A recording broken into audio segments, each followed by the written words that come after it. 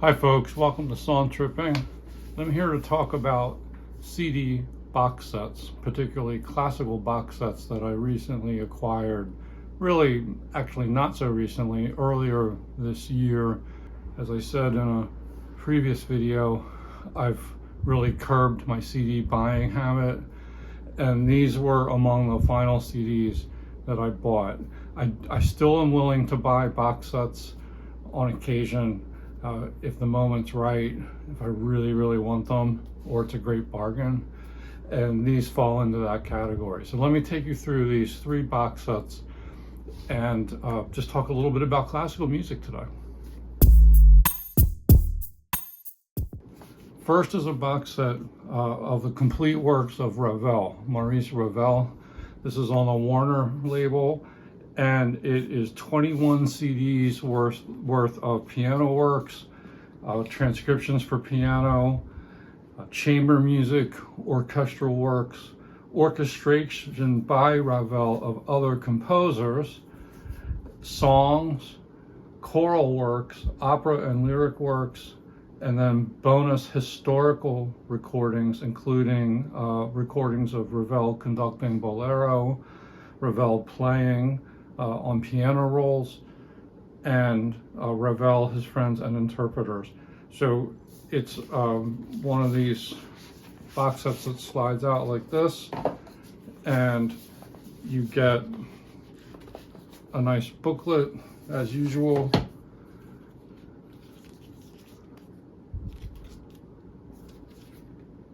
There's the master himself, and it's a multilingual, as always.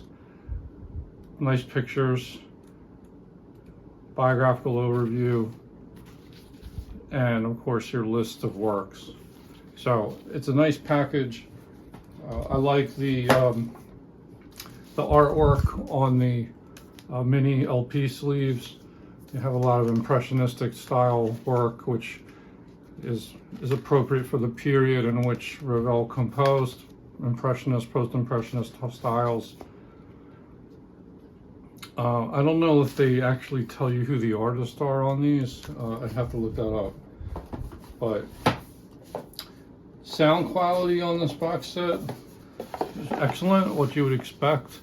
Of course, Ravel's most famous work is Bolero, but he's so much more than that. And some of his works have a kind of Spanish flavor, others are very French, and it's an interesting period in music history, classical music history, early 20th century, and I was impressed at a lot of the songs. I didn't realize he wrote so many songs. The piano work is great, the chamber music. There's nothing on really the level of a symphony or anything like that, so it's more like chamber works, smaller works. He did do some choral stuff too, and opera. So all in all, it's like a good one-stop shopping spot for Maurice Ravel. I got this pretty affordable. It was in the $30 range, I want to say. It's been a while since I bought it, but it wasn't any more than $40, I think. So for that number of CDs, 21 CDs, plus the booklet and a nice package, I thought it was worth it. That leads me on to a music discovery. So I was, earlier this year, I was reading the novel In Search of Lost Time by Marcel Proust, and there's a lot of music talked about in that novel. And I was doing a little bit of side research as I was making my way through that long novel, 7 volumes worth. And there are some musical pieces are described in such exquisite detail in that book, like these sonatas. There's in Swan's Way, I think it's a violin sonata that is like very instrumental to the whole book, and it's like a motif that has great resonance to some of the characters. And then later in the book, there's other musical pieces that are talked about. And Proust is really great about writing about music. So I got curious as to who whether there were, real world analogs for these fictionalized composers that he included in the book. And so it turns out that there are, and people have speculated like who he was influenced by. So one of the most prominent names is that of Gabriel Fauré. And I bought this box set, The Complete Works, which came out, I think, in the early spring of 2025. This is a 26 CD set. This is published by Erato, and it's the same idea as the Ravel. And you get your booklet, multilingual. It's always good to get notes and find out about the life of the composer. Here's a good photo of him in older years. So Gabriel Fauré is a name I don't know anything about, or did not know anything about. But apparently Proust was a fanboy and, wrote him fan letters. And a lot of people speculate that some of Fauré's work is what he based these fictionalized music pieces on in Search of Lost Time. Also, César Franck, his name comes up as a possible source for Proust, and so on. The other interesting trivia tidbit about Fauré is that he was the teacher of Maurice Ravel. So these go in alongside of one another very, very nicely. And more importantly, what's this music all about? Well, I would characterize it as late romantic music. It's bordering on modernism, and very sort of passionate chamber music, again, primarily chamber music. So you have 5 CDs worth of piano works, 4 CDs of piano works, also harp solo work, chamber music, concertante music, orchestral works, songs, a lot of songs, religious and choral works, and lyric works, and then some historic recordings as well. So it's a very nicely well-rounded collection of his work. And again, I was a neophyte to Fauré. I think I maybe had heard the name before, but I equated it with nothing. Some of these French composers, like, I know little about. Others, like Eric Satie, I know very well, and I bought this clamshell box set by Erato a year or two ago, maybe, and really liked it. But anyway, I was really impressed by the Fauré. Like, it was very absorbing. I think I can understand why Proust was so into his music, and it's interesting to see how it seems like there's maybe a revival of his reputation, or maybe it's like the first time that his reputation is rising since the time he wrote his works. Again, late 19th, early 20th century, late Romantic period, and it's a nice range of work, but a lot of these pieces are sort of, there's an intensity to them, but not so much bombast, like you get with someone like Wagner maybe, and others. But, it's, sort of smaller scale work, but it packs punch, it really does. I was very, very impressed with Fauré, and I'm glad I got this. I forget what I paid for it, but it wasn't a huge amount of money.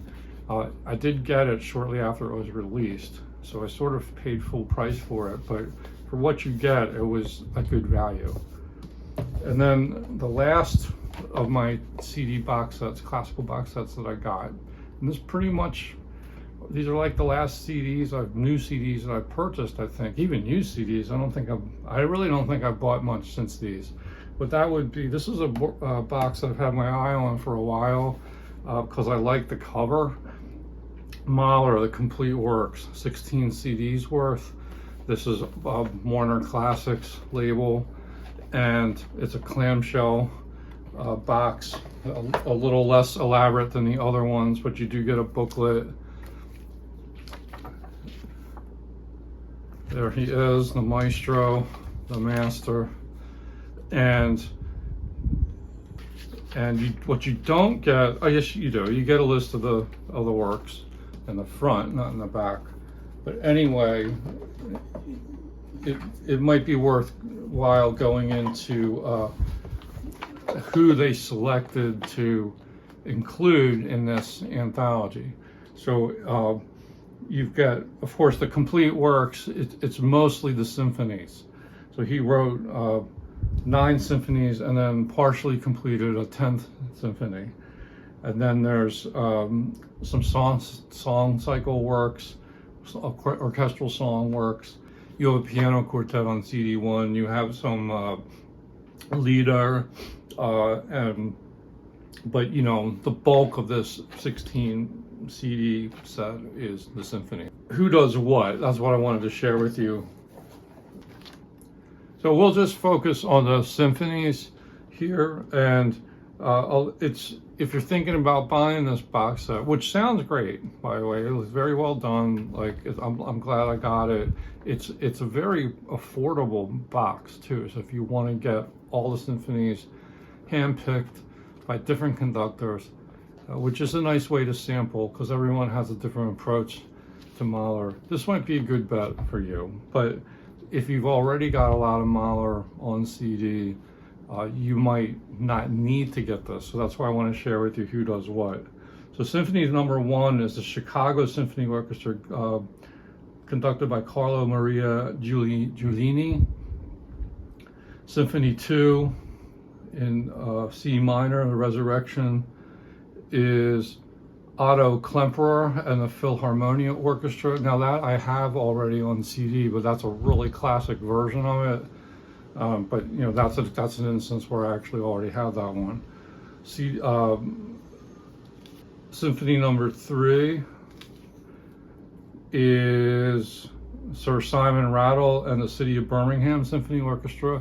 Rattle is on a lot of those stuff on this CD box set.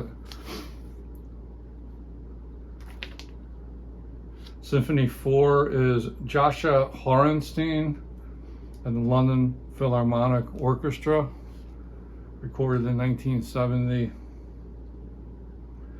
Symphony 5 is Klaus Tenstedt and the London Philharmonic Orchestra.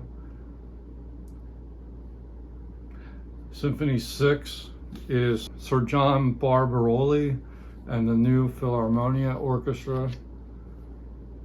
Symphony 7 is Rattle, again, with the Birmingham Symphony. Symphony 8 is Klaus Tenstedt and the London Philharmonic Orchestra. And then Symphony 9 is Sir John Barbaroli and the Berlin Philharmonic. Symphony 10, this is the performing version of Mahler's draft prepared by Derek Cook. There's different people who finished it. So you get the Cook version. And this is Sir Simon Rattle and the Berlin Philharmonica. And then a few like other works that I won't get into, like different songs, different performers. But those are the people they pulled on, the conductors they pulled on for the symphony. So if you're not a fan of some of those conductors, you might want to pass on these, but I think they made some appropriate choices. I've only listened through this all the way through on one pass, and it's been a few months since I listened to it, so I can't give you like a whole like detailed rundown of which were my favorites. I know that Klemperer Symphony 2 is definitely a classic, and you know, people have different tastes when it comes to Mahler symphonies, but I thought this was really serviceable. Whether these are actually like everything, sometimes you get these complete box sets and they're not totally complete, but to me it's close enough. And I do like the sort of period appropriate artwork. It just kind of fits that late romantic style, early modern, and I'm glad I finally pulled the trigger on it. I thought about it for a few years actually, and when it came down in price, I sprung for it. And that is it. Those are really the last CDs that I have bought. Let me know what you think of these composers, or if you have familiarity with these box sets and what you think about it. Just let me know in the comments. Thanks for watching. Bye.